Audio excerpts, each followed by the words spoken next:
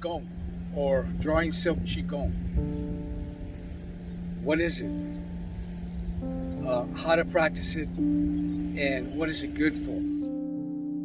Presented here is a contrasting view of Gong or Drawing Silk Gong, not to be confused with Jin, reeling silk skill, or Jin. Gong, Drawing Silk Qigong, as I first learned it over 30 years ago, not long after I had moved to Taiwan from Hong Kong. I refer to it as a contrasting view, as it varies from the orthodox or popular understanding of Gong. As such, I had been meeting with a teacher at an early morning Qigong class who had been instructing me in a version of Huanyan Gong, primordial Qigong, an aspect of this practice he referred to as Gong. I will continue this explanation of Gong according to my understanding of this process. The following is a summary of the theory, interpretation, and methodology. The simple Huanyan Gong exercise I learned was originally taught to me with little explanation. Nonetheless, I practiced as instructed, and within a week began to develop a strong magnetic sensation emanating between my palms. This sensation, I was told, was a phenomenon known as Drawing Silk Gong, and thereafter I was instructed on how to nourish the sensation and how to apply it as Neigong, Qigong, or Weigong, as well as standing and moving versions of this practice. From that point of view, it can be a kind of Weigong if you apply it to the martial arts. It can be a kind of Qigong if you apply it to healing. And it can be a kind of Neigong if you apply it to meditation. It can be a kind of Qigong if you just stand and practice your drawing silk. Or if you move, as in Tai Chi or Bagua, and in some cases Xingyi, then you start to develop the Donggong, the moving style of Qigong. The magnetic sensations I experienced were defined as opening and closing, or kaihu, wherein, when the palms felt to repel or expand, it was termed opening, and upon contracting was termed closing. This sensation of kaihu would therefore activate the motor nervous system, causing the arms to float upward upon opening, and then squeeze inward upon closing. The activation of this kaihu dynamic did not require my will or conscious decision to lift or drop my arms, but rather was dependent upon my ability to stabilize my awareness upon the separate Wai Chao areas known as Lao Gong in the center of the palm. Awareness only needed to vacillate between the separate points of Lao Gong sensation or upon the unified sensation felt between the Lao Gong points in the space between the palms, whereupon the kaihu dynamic seemed to emanate from. You'll find in the Gong practice is that the hands, the Lao Gong points, will unify and separate.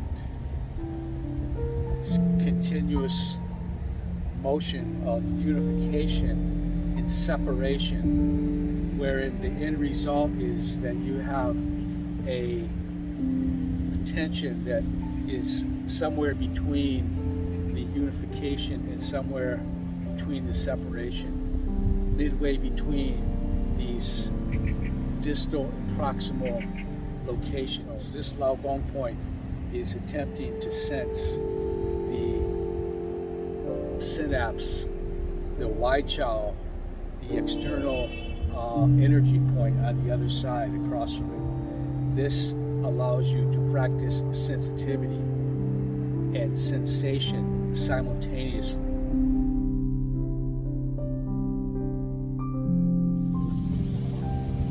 The importance of concentrating the sensation in the Lao Gong points has to do with the Lao Gong being a very central point in terms of brain, mind, and heart activation.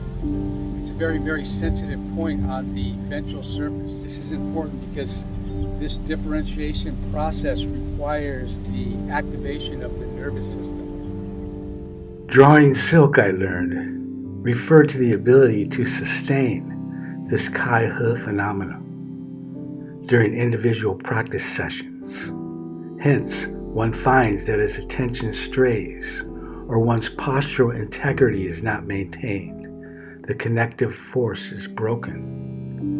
Drawing silk is therefore a metaphor for maintaining this fragile bond of awareness, which will snap as easily as a silk thread if one's attentive awareness is too forceful, or contrarily, not attentive enough.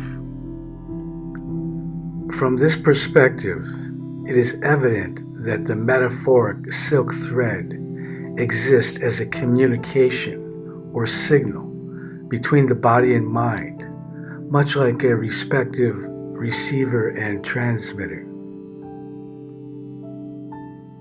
It seems it is therefore, as suggested in traditional Chinese sources, a link between the inside and outside, or a means of connecting the three internal harmonies with the three external harmonies, and as some suggest, a link between essence and spirit, or Li and Yi. A brief discussion concerning kaihu may further one's understanding of the traditional theory and practice of Drawing Silk Gong.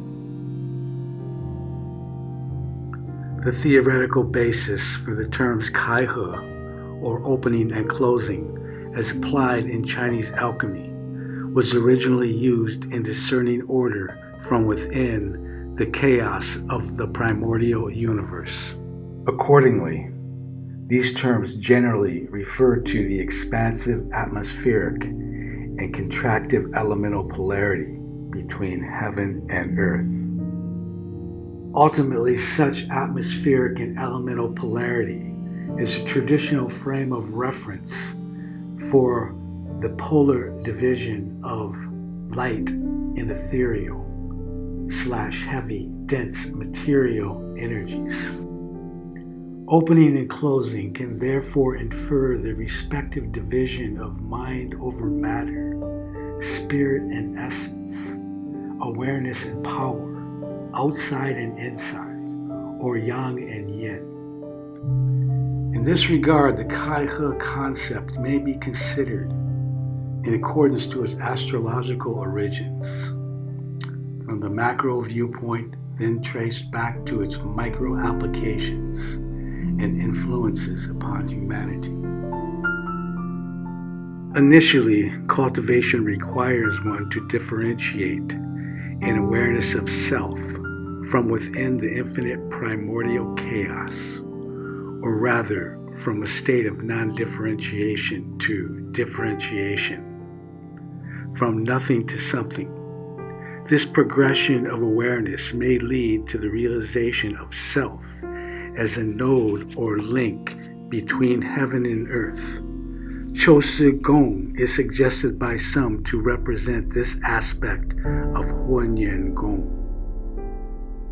Such differentiation may also be conceived as moving awareness from inside to outside, or rather from inside the body to outside the body, vacillating between the outside and inside.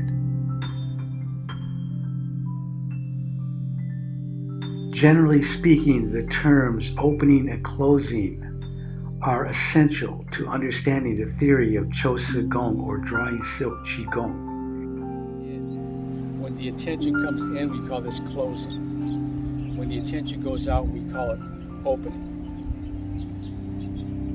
When the energy is focused on the essence, it's closing. When it's focused on the spirit, it's opening. When it's focused on li or strength, it's closing. When it's focused on awareness, it's opening. As awareness is able to clearly differentiate between self and the outside environment, a natural progression of awareness to include the relationship between these two states of consciousness, or rather the connection or link between the two, may begin to take shape. In common parlance, this connection or unification of awareness may be considered as Tianren He Yi, the integration of humanity and heaven. The unification of human and heaven in this Taoist axiom sets the stage for the synergy-based cultivation practices of Chinese alchemy.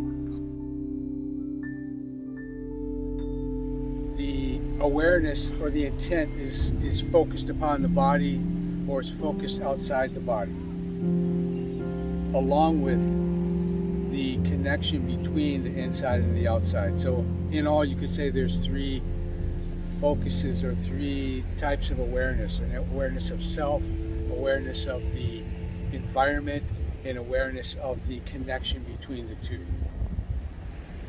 The silk thread as a metaphor is that very tenuous connection between the inside and the outside.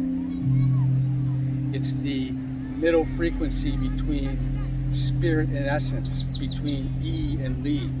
It's the activation point between these two states. So if you're familiar with the practice of viewing stereoscopic images, two images that are set apart, wherein a slight degree of eye crossing will bring the dimensions of the left and right into a third 3D dimension. This is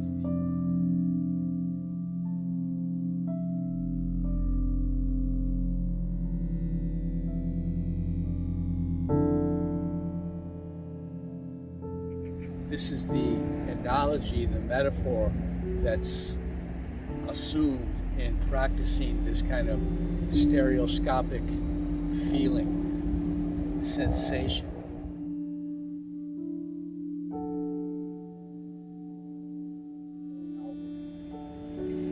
And ultimately, with Silk Gong, what you're attempting to do is connect this outward sensitivity and inward sensation in linking. This is actually, you could say, the attempt to draw silk. That silk.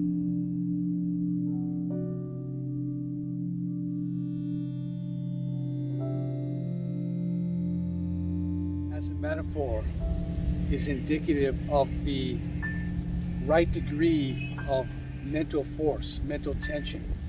The tension can't be too little and it can't be too much. If you can find just the right amount of focus, you can actually locate this type of frequency. Silk Qigong is often practiced with the idea in mind of developing Chan-Si Jing, meaning that the opening and closing of the Silk Qigong activation tends to start leading into this type of coiling movement through the body. At the beginning, the activation point is through the Lao Gong points. Later, you want to start drawing that sensation and sensitivity into the body, such that the entire body starts to open and close. Once you begin to get a strong sense of the drawing silk sensation, you can spread this particularly down the front Ren Mai meridian, or you can just bring it right down to the lower Dantian and absorb and store it at this location. Another method of cultivating the drawing silk skill, drawing silk Qigong, is in starting at this position. You have to let your arms hang down freely and relaxed. Any kind of excess tension, particularly in the wrist, will tend to stifle the sensation. too much tension will tend to fatigue the muscles in the area, and it will create kind of an interference of the attention. So first of all, you really have to relax.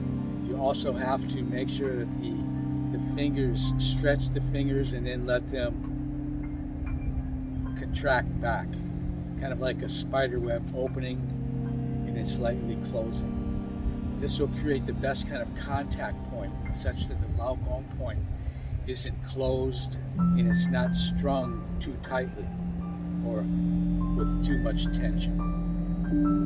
So the hands themselves are like contact pads, wherein you're going to exercise this sensation and sensitivity, the differentiation of the two, also the differentiation of the separation and unification.